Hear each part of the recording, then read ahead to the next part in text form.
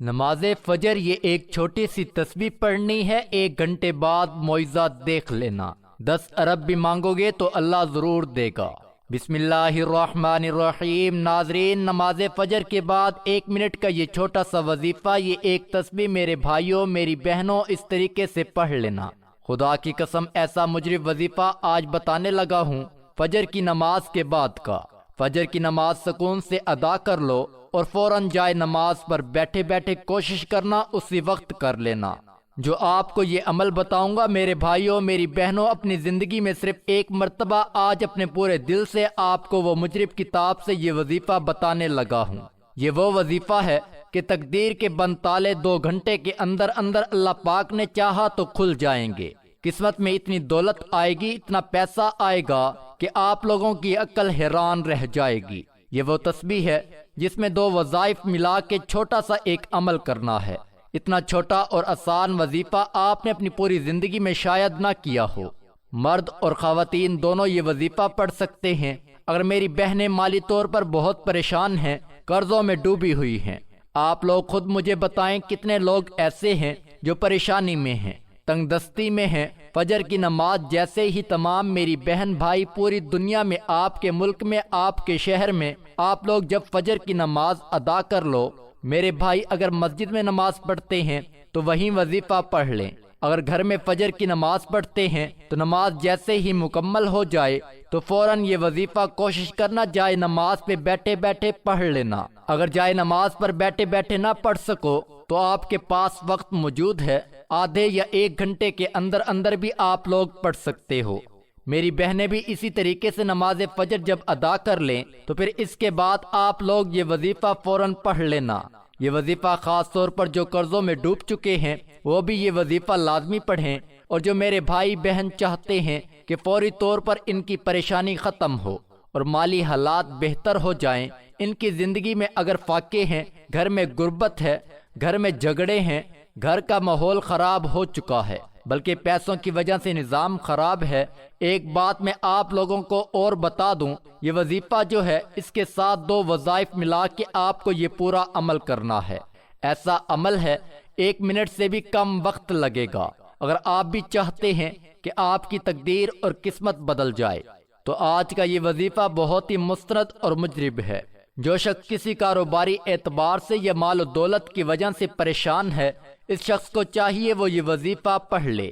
اس عمل کی برکت سے انشاءاللہ اللہ پاک آپ کے رزق اور کاروبار میں بے پناہ برکتیں اور وسعتیں عطا فرمائے گا، آپ کے رزق اور مال و دولت کو کشادہ کرے گا، ہر پریشانی سے بچائے گا، ہر مصیبت اور دکھ سے محفوظ ہو جائے گا۔ دنیا بھر میں کوئی بھی شخص اس کے ساتھ زیادتی نہیں کر سکے گا، ہر جگہ اس شخص کو کامیابی ہی کامیابی ملے گی۔ اگر وہ کوئی بھی کاروبار کرے گا یا تجارت کرے گا، اس کو دگنا نفع ہوگا، یعنی اگر وہ شخص مٹی میں ہاتھ ڈالے گا تو وہ بھی سونا بن جائے گی۔ اگر آپ نے یہ وظیفہ ہمارے بتائے گئے طریقے کے مطابق مکمل کیا تو یقین مانیے انشاءاللہ اللہ پاک آپ کو اتنا رزق عطا فرمائے گا کہ آپ کی جان پہچان کے لوگ آپ پر رشک کریں گے۔ جب آپ اس عمل کو خود ہی کریں گے تو انشاءاللہ اللہ پاک کے فضل و کرم سے آپ کو بھی یقین ہو جائے گا، اور پھر آپ خود بھی یہ وظیفہ کریں گے، دوسرے لوگوں کو بھی بتائیں گے کہ مجھے اس وظیفے نے مالا مال کر دیا ہے، اور اب اللہ تعالیٰ نے مجھ پر اتنا کرم کیا ہے اور میرا رزق میرے لیے بہت کشادہ فرما دیا ہے۔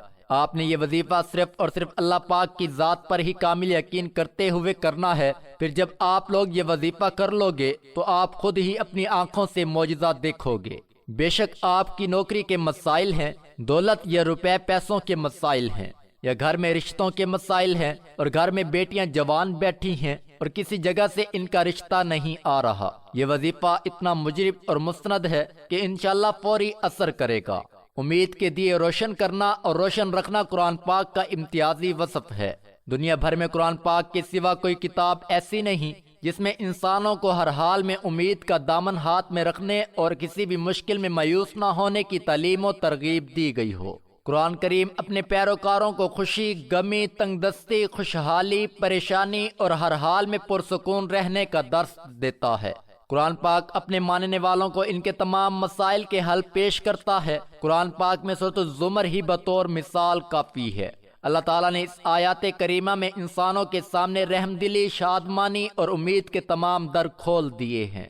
ارشاد الہی کا مفہوم ہے، اے نبی کہہ دو کہ اے میرے بندو، جنہوں نے اپنے اوپر زیادتی کی ہے وہ اللہ کی رحمت سے مایوس نہ ہوں، یقیناً اللہ تعالیٰ سارے گناہ معاف کر دیتا ہے، وہ بہت زیادہ مغفرت کرنے والا اور بڑا مہربان ہے۔ یہ آیت کریمہ ان لوگوں کے لیے امید کا پیغام ہے جو خون ریزی، بدکاری، چوری، رہزنی اور دیگر بڑے سخت گناہ کرنے کے باعث مایوس ہو گئے ہوں۔ ان کے ذہنوں میں یہ بات جا گزری ہو کہ اب ان کے قصور کبھی معاف نہ ہوں گے۔ اللہ تعالیٰ ان سے کہہ رہا ہے کہ تم لوگ اللہ کی رحمت سے مایوس نہ ہو۔ اگر تم یہ سب کچھ کرنے کے باوجود اپنے کیے پر نادم ہو جاؤ اور اپنے رب کے تابع دار بن جاؤ تو سارے قصور معاف ہو جائیں گے۔ اللہ تعالیٰ نے سورۃ یونس میں ایسے لوگوں کے لیے جو الفاظ استعمال کیے ہیں خوشی کا ایسا پیغام دیا ہے کہ انہیں جتنی بار بھی دہرایا جائے ان کے پڑھنے سے ایک نئی خوشی اور نئی آرزو ملتی ہے۔ اللہ تعالیٰ کے ارشاد کا مفہوم ہے کہ اے نبی کہہ دو یہ اللہ کا فضل اور اس کی مہربانی ہے کہ یہ چیز اس نے بھیجی ہے، اس پر تم لوگوں کو خوشی منانی چاہیے۔ یہ ان سب چیزوں سے بہتر ہے جنہیں لوگ سمیٹ رہے ہیں۔ قرآن پاک انسان کو ہمت، طاقت، حوصلہ اور امید دینے والی آیاتوں سے بھرا ہوا ہے۔ سورۃ آل عمران میں ارشاد ہوا ہے کہ دل شکستہ نہ بنو، غم نہ کرو، تم ہی غالب رہو گے اگر تم ایمان رکھتے ہو۔ بہت ساری آیات میں اہل ایمان کو قیامت کے دن اللہ کے دربار میں حاضری کے وقت عظیم خوشی اور اچھے انجام کی نوید سنائی گئی ہے۔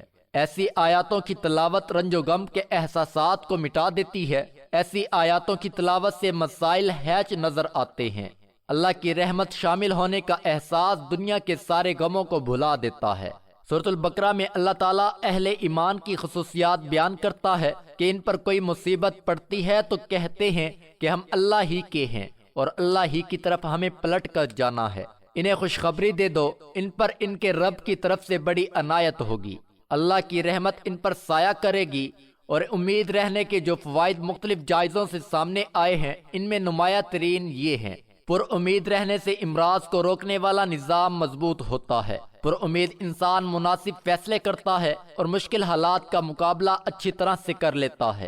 ایسا انسان ہر دل عزیز ہوتا ہے اور سماجی تعلقات میں زیادہ لچکدار ہوتا ہے اور ملنے جلنے والوں کے ساتھ آسانی سے گھل مل جاتا ہے، اور امیدی سے خوشی ملتی ہے اور امیدی سے دماغ کو آرام ملتا ہے۔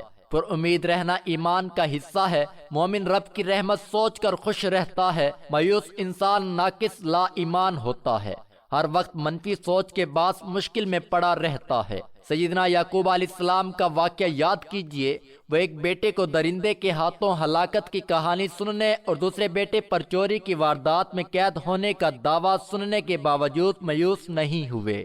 پیغمبر اسلام پر امید رہنا پسند کیا کرتے تھے۔ پیغمبر اسلام محمد مصطفیٰ صلی اللہ علیہ وسلم ہمیشہ پر امید رہتے تھے۔ وہ ہمیشہ نوید سنانے کا اہتمام کیا کرتے تھے، اپنے ساتھیوں کو اگر مگر کے چکر میں پڑنے سے روکتے اور فرماتے کہ اگر مگر شیطان کے در کھولتا ہے۔ رسول کریم صلی اللہ علیہ وسلم اپنے صحابہ رضی اللہ تعالی عنہ کو یہ درس دیتے تھے کہ جب تمہارے سامنے کوئی نامناسب واقعہ ہو جائے تو یہ کہا کرو تقدیر میں یہی تھا، اللہ کی مشیت یہی تھی، اس نے جو چاہا کیا۔ اس لیے ہمیں بھی ہمیشہ پر امید رہنا چاہیے اور مایوس نہیں ہونا چاہیے۔ حالات جتنے بھی مشکل ہوں اللہ پر بھروسہ رکھنا چاہیے اور اس سے اچھے کی امید رکھنی چاہیے۔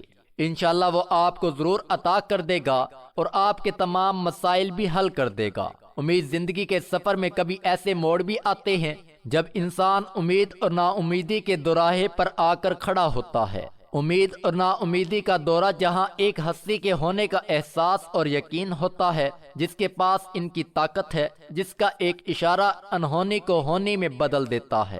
امید اللہ پر یقین ہے، نا امیدی اللہ کا انکار۔ نا امیدی کو کفر کہا گیا ہے۔